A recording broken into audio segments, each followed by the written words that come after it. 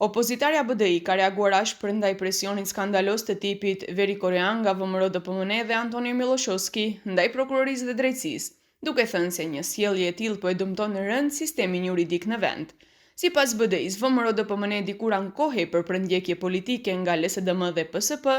ndërsa sot sipas tyre po vepron në mënyrë të njëjtë dhe është shndruar nga e përndjekur në përndjekse politike.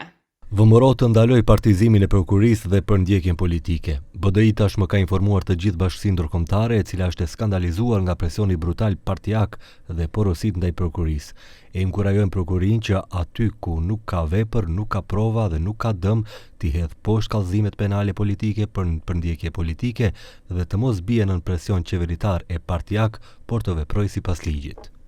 Ky reagim i integristëve vjen pasi Miloshovski dje kërkoi nga prokuroria që të rishqyrtojë vendimin për mazutin dhe të sjellë korrigjim të vendimit për ndërprerjen e hetimit. Shtoi se ankimimi zyrtar i EMV-s tregon se prokuroria Kolarovic ka vepruar jo profesionalisht dhe se hetimi për skandalin mazut prej 167 milion eurosh është ndërprerë në mënyrë paushale, duke përjashtuar pa bazë dhe disa prova për përgjegjësinë penale.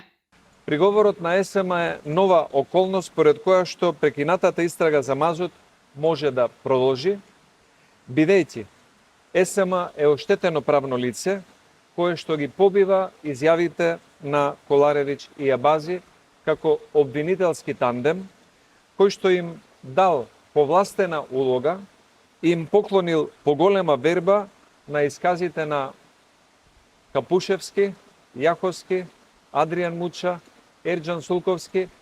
a воопшто го немале ниту достапен Vasko Kovacevski. Përndryshe, kompania shtetërore EMV ka dorëzuar ankesë në prokurorinë e lartë publike pas vendimit të prokurorisë për krim të organizuar dhe korrupsion për ndërprerjen e hetimit për furnizim me mazut për Tecnegotin, duke kërkuar rishqyrtim të rastit dhe kontroll të procedurës. Sipas EMV-s, deklaratat e dhëna gjatë hetimit kanë qenë teknike dhe nuk përfaqësojnë vlerësim për dëme të mundshme, ndërsa më herët prokuroria kishte njoftuar se nuk janë gjetur elemente të veprës penale në këtë rast.